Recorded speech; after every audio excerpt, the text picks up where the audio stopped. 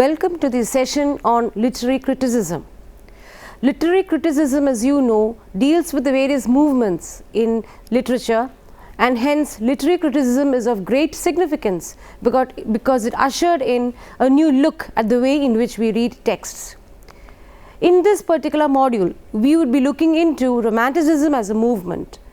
In order to understand Romanticism as a movement, we would have to go to the introductory part.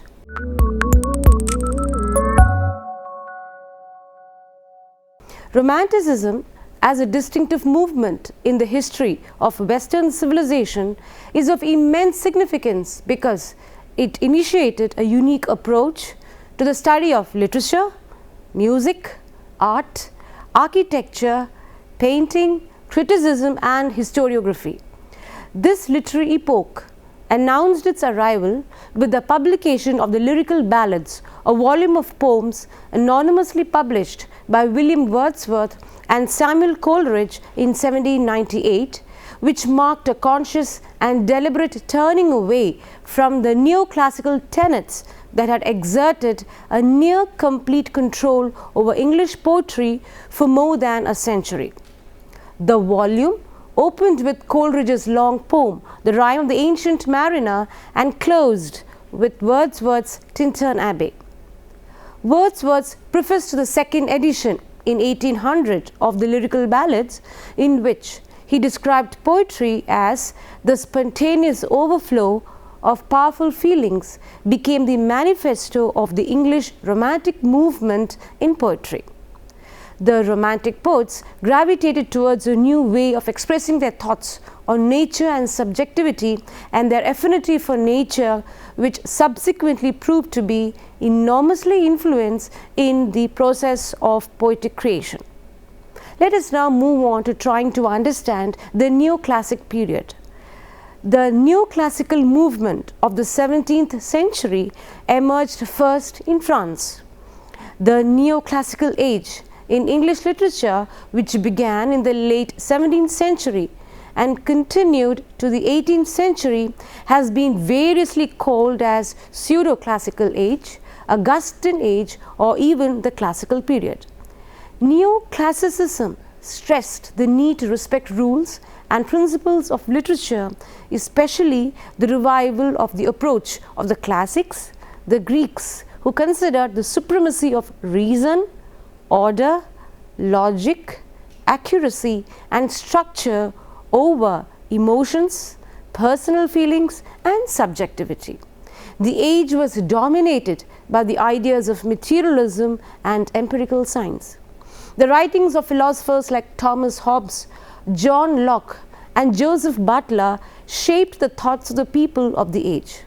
The philosophical empiricism of the age, propagated through the writings of Bacon, Hobbes and Locke, was supported and validated by the advancement of empirical science. Writers of the age assumed a parochial stance with regard to affairs of men, morals, manners and politics that was more practical rather than ideal, and these aspects dominated their concerns. The age is characterized by imitation of the classics, of the ancient Greek and Roman literature, a firm concern with general human nature, which was considered static and standard by Homer and Horace. The feelings and thoughts of ordinary men and women were not worthy of attention. Man was considered insignificant and he possessed limited powers. Man was admonished for excess pride, as reflected in the works of the period.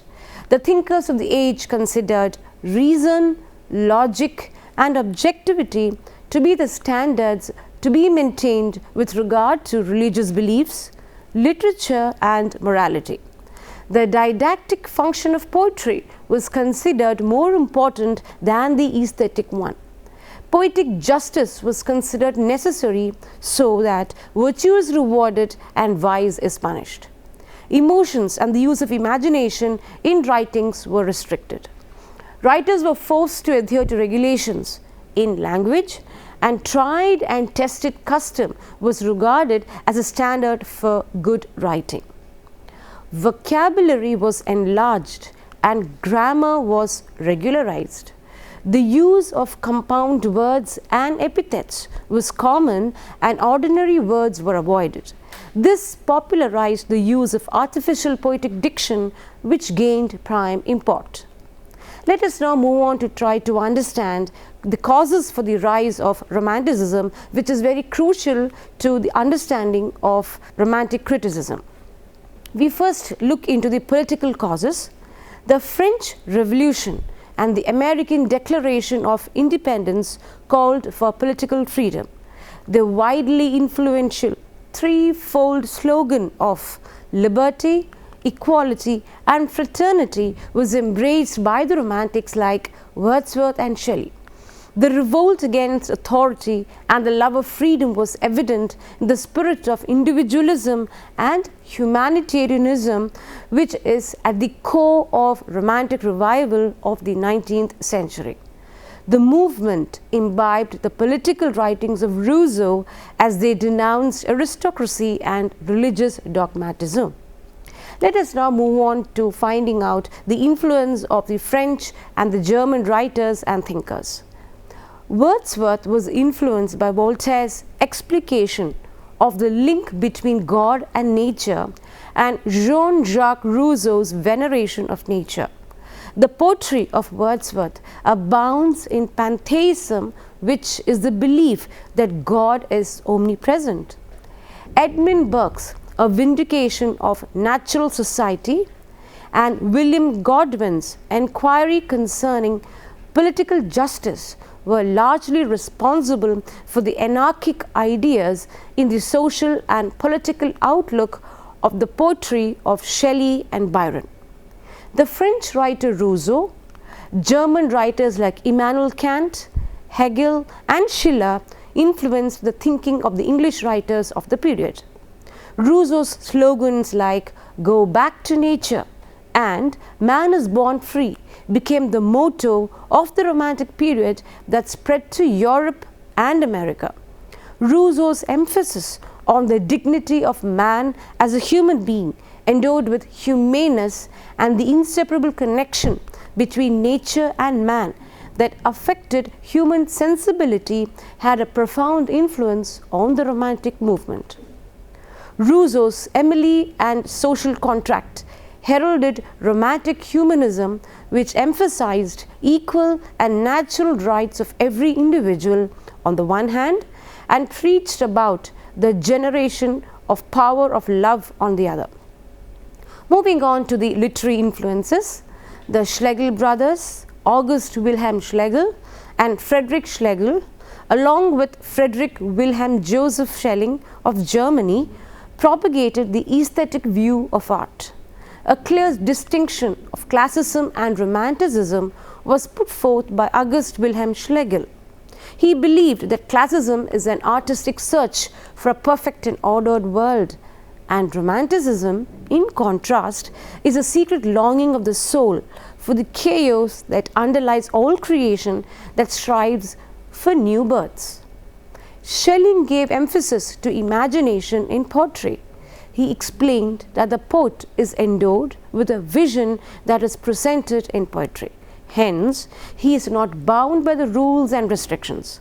The publication of Relics of Ancient English Poetry in 1765 by Bishop Percy and the influence of scholars like Gray and Thomas Warton also gave impetus to the appeal for medieval songs, ballads and romances. This way, the poets tried to highlight the beauty and charm of this new form of literature. Let us now look into the role of the reviewers. The Decline and Fall of the Roman Empire by Gibbon viewed ancient, medieval and modern literature as a whole. The reviewers judged works of literature on the basis of their own preferences and not on the basis of rules.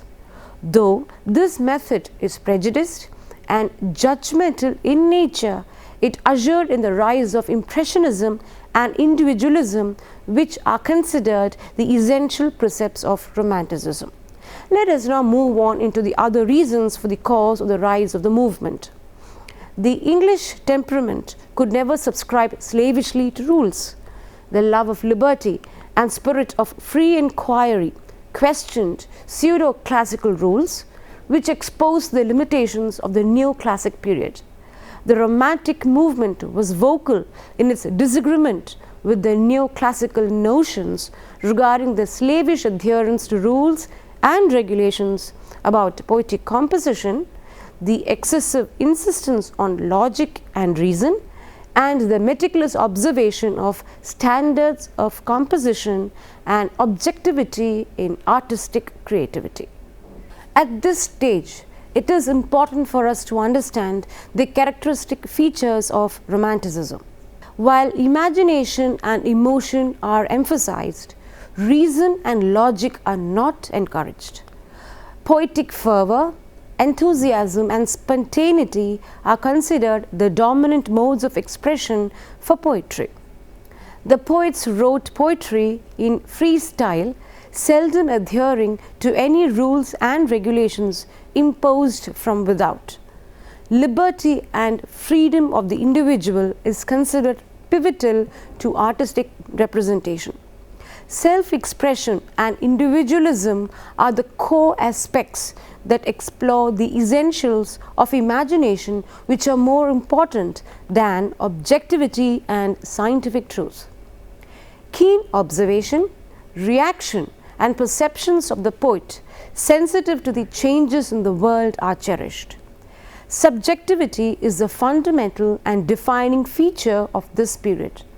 The poets of this epoch imparted subjective interpretations to the objective realities of life. The Romantic movement, says William J. Long, was the expression of individual genius rather than of the established rules. Nature is seen as a living entity or force, and man's link to nature should be positive, which means that a symbiotic relationship should be maintained.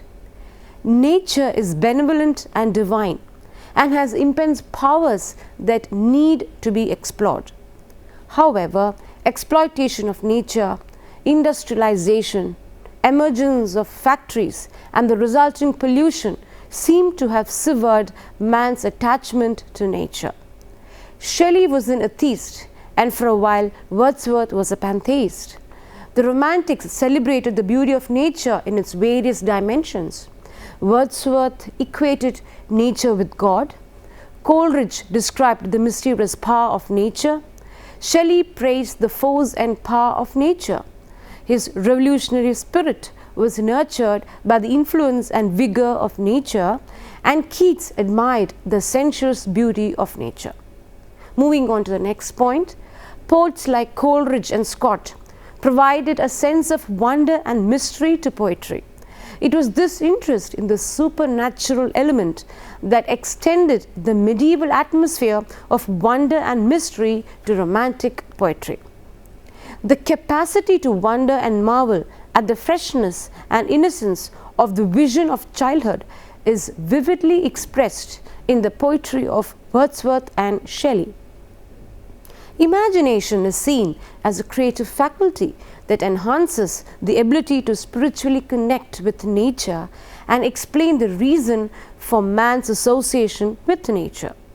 This feature is predominant in the poems of Samuel Coleridge. An abiding interest in ballads, folk songs, medieval literature and art forms, and Greek and Roman mythology rejuvenated the mind and soul of the poets, who disregarded the neoclassic insistence on decorum. The poetry of the 18th century dealt with life and the so-called fashionable society, clubs and coffee houses, drawing rooms, and the social and political life of London. Neoclassical poetry was essentially urban-centered. In contrast, the primary concern of the Romantics was the ordinary life of people, specifically the rustics living in the countryside.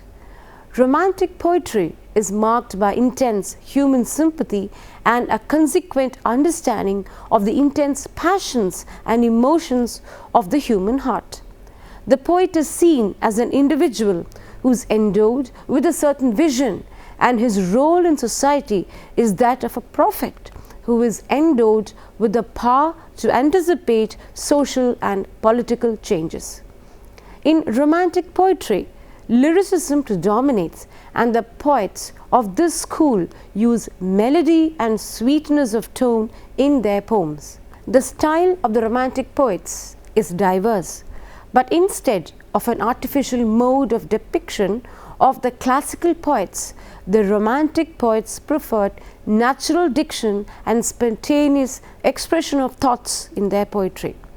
There is a strong reaction against the heroic couplet, regarded as the only eligible verse unit by the neoclassics. They intentionally experiment with new measures and stanzaic forms to announce the beginning of literary compositions of newer order. Let us now move on to find out who are the Romantics. In order to understand who were the great Romantic poets, it would be beneficial for us to look into the precursors of the Romantic movement. The Romantic movement began in England in 1798 with the publication of the Lyrical Ballads. However, some of the characteristic features of the poetry of the Romantic poets could be traced to the poetry of James Thomson, William Collins, Thomas Gray, William Cowper, Oliver Goldsmith, Thomas Percy, Thomas Chatterton, and James Macpherson, who are recognized as the precursors of the Romantic revival. These poets of the 18th century exhibited some of the particular features of Romanticism. However, they retained some of the old conventions. The transitional poets stand midway between a tendency to break away from the neoclassic tradition and adopting the spirit of the Romantic movement. For this reason, they are known as the transitional poets, or the precursors of the Romantic revival, or simply the pre-Romantics.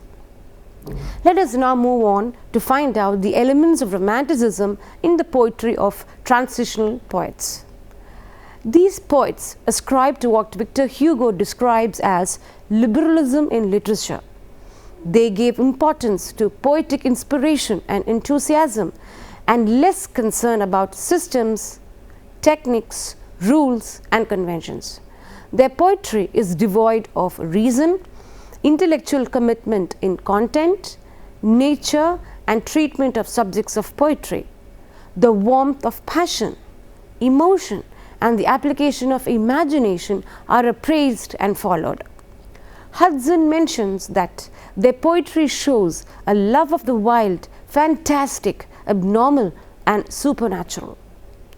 The comments on general human nature, which the neoclassical poetry prefers, is completely neglected. Their interests are not limited to the shallow description of urban life or the manners and trivial incidents that the neoclassics proffered. The individual rather than the society is given preference. Their poetry is more subjective in terms of content and subject. A democratic spirit coupled with a greater concern for the ordinary rustic life, the poor and downtrodden, forms their primary poetic concern. The literature and art of the Middle Ages, which Dryden and Pope had neglected on account of their alleged coarseness, became a matter of study and interest. There is a strong reaction against the heroic couplet, which is considered by the neoclassics as the only appropriate meter for verse. New stanzaic forms and meter are also attempted. Let us now find out who the transitional poets are. We begin with James Thomson, who is a Scottish poet. His poetry is known to have given expression to the achievements of Newtonian science and to an England moving forward to achieving political power on account of growing economic stability and military strength. His Seasons is important for its accurate and sympathetic descriptions of natural scenes. The poem is written in blank verse. It is first sustained nature poem in English and concludes with a hymn to nature. Thomson was of the opinion that the scientist and poet must collaborate in the service of God, and this notion is expressed in To the Memory of Sir Isaac Newton, written in 1727. Liberty is another very long poem in which Liberty herself is made to narrate her career through the ages in Greece, Rome and England. His Castle of Indolence, published in the year 1748, is in Spenserian stanzaic form, and it captures much of the luxuriant, imaginative colour of the Elizabethan poet. Moving on to Oliver Goldsmith, who is also an Anglo-Irish writer and poet. In 1760, Goldsmith began to publish a series of letters in the Public Ledger under the title The Citizen of the World. His important poems, The Traveller, published in 1764, and The Deserted Village, published in 1770, are in heroic couplets. The first poem is didactic and is concerned with the description and criticism of the places and people in Europe which Goldsmith had visited as a tramp. The second poem is rich in natural descriptions and is vibrant with a peculiar note of sentiment and melancholy which foreshadows 19th century romantics. As in the first poem, Goldsmith exhibits the tenderness of his feelings for poor villagers. Goldsmith wrote this romantic ballad of precisely 160 lines in 1765. This poem appears under the title of A Ballad Sung by the Character of Mr. Berkshire in chapter 8 of Goldsmith's novel in The Vicar of Wakefield. His important poems include An Elegy on the Death of a Mad Dog, Memory, the Deserted Village, The Village Schoolmaster, A New Simile, A Sonnet, When Lovely Woman Stoops to Folly, Epilogue to She Stoops to Conquer, An Elegy on the Glory of Her Sex, Mrs. Blaze and Memory. We now move on to Thomas Percy, who is known in the history of English literature not for original poetry but for his compilation of ballads, sonnets, historical songs and metrical romances, which he published in 1765 under the title Relics of Ancient English Poetry. Thomas Chatterton is known for the poems like Elia and the Ballad of Charity, which are, according to Hudson, quite remarkable for two reasons: because they are probably the most wonderful things ever written by a boy of Chatterton's age, and because they are another clear indication of the fast growing curiosity of critics and the public regarding everything belonging to the Middle Ages. James Macpherson achieved fame with fragments of ancient poetry collected in the Highlands of Scotland and translated from the Gaelic or Erse language, which were given out to be genuine remains of ancient Scottish poetry. Later, he produced Fingal, an epic poem in 6 books written in the year 1762, and then Temora, an epic poem in 8 books published in the year 1763. Thomas Gray was one of the most learned men of Europe of his day. He started his career as a classicist and ended as a genuine romantic. His work, according to Hudson, is a kind of epitome of the changes which were coming over the literature of his time. Gray had begun to write English poems by 1742. Ode to the Spring, Sonnet on the Death of Mr. Richard West, Hymn to Adversity, and Ode on a Distant Prospect of Eton College are considered to be some of the best poems written in this period. They revealed his maturity, dexterity of expression, wistful melancholy, and the ability to phrase truisms in striking quotable lines such as, "Where ignorance is bliss, 'tis folly to be wise." The Eton Ode was published in 1747 and again in 1748, along with Ode on the Spring, the Alliance of Education and Government, and the Ode on a Distant Prospect of Eton College, were classical in spirit and employed the heroic couplet. Elegy written in a country churchyard is Gray's finest poem, which earned him the praise of even Johnson, who condemned most of Gray's poetry. Gray's poems, The Progress of Poesy and The Bard, present a new conception of the poet, not as a clever versifier, but a genuinely inspired and prophetic genius. His last poems, The Fatal Sisters and The Descent of Odin, are romantic fragments with which the literature of the period steps out of the 18th century and finds the transition in the full stream of Romanticism. William Collins combines in himself the neoclassic and romantic elements, though he is not without a specific manner which is all his own. His Ode on the Popular Superstitions of the Highlands foreshadows the world in which Coleridge delighted. He is chiefly known for his odes to Liberty and Ode on the Popular Superstitions of the Highlands are the lengthiest of Collins' odes. William Cowper, one of the most widely read English poets of his day, whose most characteristic work, as in The Task or the melodious short lyric The Poplar Trees, brought a new directness to 18th century nature poetry.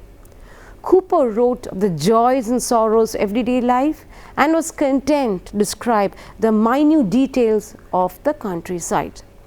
His chief concern for the poor and downtrodden and his comparative simplicity of language is in sharp contrast to 18th century verse. Therefore, he is considered to be the forerunner of Robert Burns, William Wordsworth and Samuel Taylor Coleridge. While there is humor in his verse, the sense of desolation is revealed in many of his poems, notably The Castaway. Cowper collaborated with John Newton, a leader of the revival, on a book of religious verse, eventually published as Olney Hymns in 1779.